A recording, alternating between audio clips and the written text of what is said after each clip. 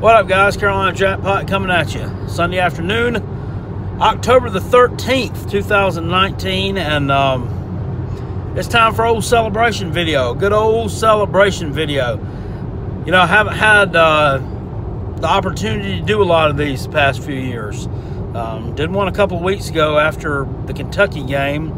It is what it is. It was a good win, but my God, I mean, the past 24 hours, I've just been kind of digesting this thing. I really haven't talked a lot about it. I haven't really made a big deal about it. If you saw the live stream yesterday, if you were able to join in on the live stream, I had close to 100 folks in there at one point in time.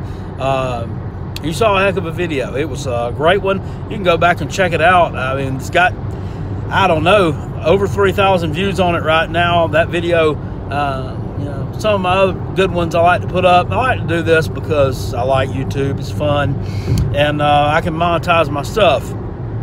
Can't monetize that one though, because I had obviously material from ESPN in there watching the game, but it don't matter. I'm not concerned about that.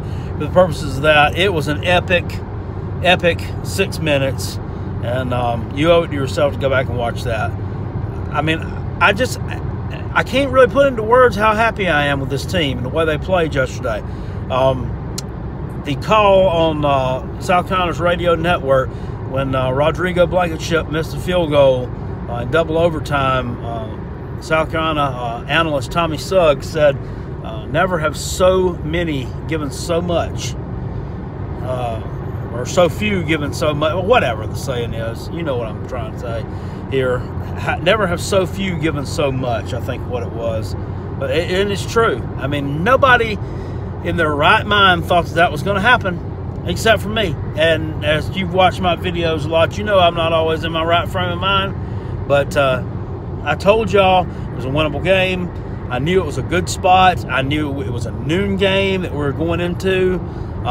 They were coming off of a rivalry game where they thoroughly dominated Tennessee on the road. And that's another thing about Georgia. They're everybody's rival. I mean, they're rivals with Tennessee. They're rivals with Auburn. They're rivals with Florida. They're rivals with Georgia Tech. And they're rivals with the Gamecocks. So they're not all arch rivals. I would say that beating Georgia Tech is probably the most important to them. And then probably Florida or Auburn. But we're still on up there. And it was just a classic spot. I felt like that they wouldn't be prepared. We coming off of a bye week where we got our bearings together the week before, destroyed Kentucky, had a good game plan there. We had a couple of guys who were injured and needed some time to rest up the old war wounds, and I just felt like it was our time. We're good for pulling one of these kind of upsets every few years, and I have not been this happy after a game of ours since. I mean, you can say that Michigan Outback Bowl win was, I mean, it was a good win, and that win against NC State a few years ago when they were highly ranked and everybody thought that they were going to be some juggernaut that year with Ryan Finley, and a Tennessee win the year before that when they were ranked and they won 9 games, but none of that compares to this one at all. This was by far Coach Boone's best win at South Carolina, bar none. And it's not even close. It ain't even close. This is the biggest upset in college football this year so far. And my Gamecocks are the ones to do it. Now, talking Georgia. I mean, my hat's off to them. Did they play a good game yesterday? No, they didn't play their game yesterday. But, you know, a lot of that had to do with my Gamecocks. I mean, that South Carolina defense yesterday was nasty. It was nasty. It bent, but it didn't break. They still give up 400-something yards. They had twice as many yards as we did. They had the ball almost twice as long as we did. But somehow, you know, just bend but don't break. Javon Kinlaw, all over the place, man. I'm telling you, this guy he's going to be a first-rounder for sure, a high first-rounder. Barring any kind of injury in the future, he's going way up there. This dude is a beast. Israel Mukuamu, what can I say about this dude? How much can I say about you? Mook. I mean, I said earlier in the year, he played like a baby deer, like he was scared to tackle, this, that, and other. You more than made up for it yesterday, sir. He more than made up for it. Not one, not two, but 3 interceptions of Jake Fromm. 3. Jake Fromm completed more passes to Mook than he did to some of his own wide receivers. And that's taking nothing away from Jake Fromm. I mean, the guy's a good quarterback. He's a baller. And that's the thing that really gets me a little bit perturbed is all these people talking about Georgia now. They're talking about, oh, God, how in the world can they still be in the top 10? They're overrated. No, they're not. No, they're not. Just because they lost to my Gamecocks doesn't make them overrated. Clemson lost to Syracuse a few years ago. I don't remember everybody saying, well, Clemson overrated. They went out the next week after that and took care of business and still made the playoffs. And Georgia can do the same thing. You know, losing to that abysmal Syracuse team was a little bit more embarrassing than losing to your rivals from next door. But it is what it is. It is what it is. Oh, Georgia's not overrated.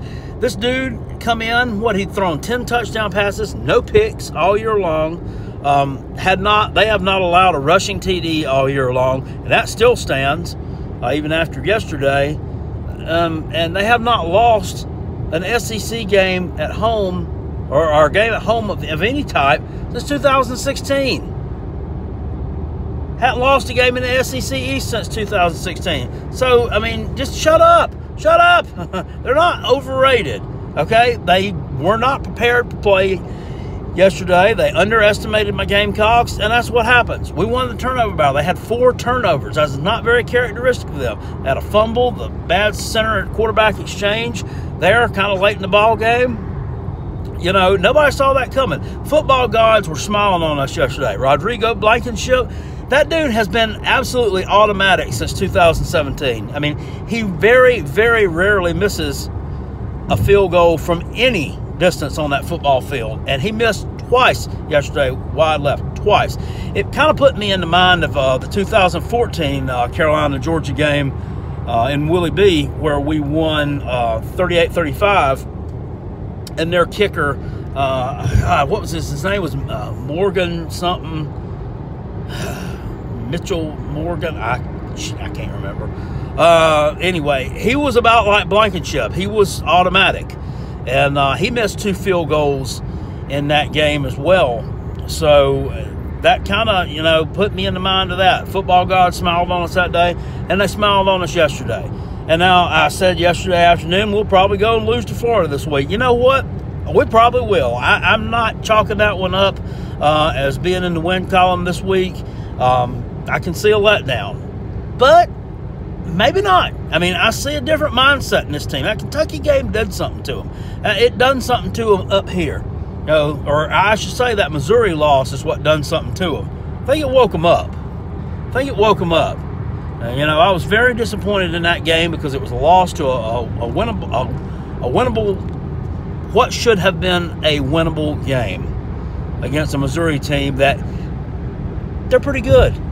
They're pretty good, and everybody's talking about this matchup in the swamp, or not in the swamp, in Jacksonville in a few weeks between Georgia and Florida for the SEC East, but nobody in the same breath is mentioning Missouri. They're also undefeated in the SEC. So I think they're going to have a little bit of something to say about that. Seems like to me Florida's had a little bit of problems with them the past few years. So I could definitely see them taking a loss to them again. I could see it being between Georgia and Missouri for that SEC East crown. I mean, it's not going to be us. We ain't going to be up there. Okay, we've already lost 2 SEC games, and we're done for. But, you know, we have 3 more games on this schedule right now. We're 3-3 right now. We have 3 more that are absolute wins in my book. Appalachian State, Tennessee, and Vanderbilt. Those are all absolute wins. All 3 of those. Appalachian State is a decent group of 5 team, but after what I've seen from us on the football field, the past 2 times that we've went out, they do not belong on the football field with us. We will take care of business against them. Vanderbilt is horrible. Tennessee, they got a decent do-wop-wop feel-good win yesterday, but I'm not buying them either. South Carolina is going to take care of business against them in Knoxville in 2 weeks as well. 6-6 is where that would put us. I honestly see us finishing up 7-5. We're either going to beat Texas A&M or we're going to beat Florida. I'm not buying Texas A&M either as being a ranked team. They're just not that good. That defense is Swiss cheese, and they're just not moving the football like they were last year. Travion Williams is not there, and they're missing him a lot. They're missing him a lot, especially in pass protection. I can see us going out there and snapping that streak as well. And then that only leaves one team to talk about, the Taters. You know, Jekyll and Hyde. I mean, I don't know what you're going to get from them from one week to the other. Or is it going to be the team that showed up yesterday and blew Florida State out of the building? Or is it going to be the team that had to rely on dementia from Mac Brown a few weeks ago to win in Chapel Hill 21-20? I think Clemson's going to come out focused in that game against Carolina. And, you know, it's going to be kind of like they're wanting to right the ship from last year where they gave up 1,000,000 yards and yet still beat us pretty handily. So I don't know. I got a lot of people telling me that they think we're better than them this year. We'll see. I mean, we'll see. I can definitely tell you this. This right here is pretty dang big on that team. This right here is pretty dang big. And a lot of people are also going to be asking me this question. What about Will Muschamp? Does this change your views on Coach Boone? I don't know. I don't know what it does. I mean, it was certainly a great win for him. It's probably the biggest win that he's ever had in his career. And it all remains to be seen. Can he sustain it? And what if we end up going 9-3 this year? I'd probably say, you know what? That's a heck of a coaching effort by you.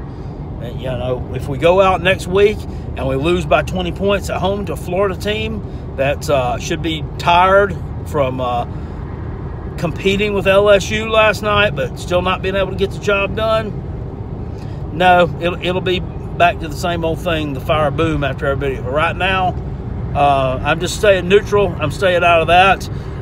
It was a good win for him yesterday. You could see the emotion in his face yesterday after the ball game. He came out there, and there was a large, bald-headed gentleman who came running to him out there at midfield yesterday. And I don't know who that was, but they shared quite the embrace, and a tearful embrace. And you had to feel good for Muschamp. You had to feel good for him yesterday. I mean, he's been through a lot. I mean, despite the fact that I think he's an idiot for the most part, he's still a man. I mean, he's still got feelings, and he still wants to do a good job. He don't want to go out there and crap the bed. He don't want to be going out there and losing to UNC. He don't want to be going out there and losing to Missouri, but he's found a way to do it. I mean, he just has not produced at the level we need him to produce at, but he did yesterday. He did yesterday, so that lets me know that he can do it. That lets me know that he can do it, that he has the ability to be a good football coach. Is it going to carry forward? I don't know. It's a wait-and-see game right now. We'll see. Right now, I'm just savoring this win. And I'm not going to sit here and bash Georgia and tell them, I told you so, you suck, blah, blah, blah. I mean, they played their ass off. And I hope that they win the rest of their games this year. You know why? Because that just makes our win over them look even better. Hope they go 11-1. All right, guys, that's about all I got to say about that. Carolina Jackpot is out of here. I'll be doing a pick and prediction video recap later on this evening when I get to the house. Get my paperwork in front of me, and we'll be doing some more picks next week. Appreciate it. I'm out of here. Go Gamecocks. Woo!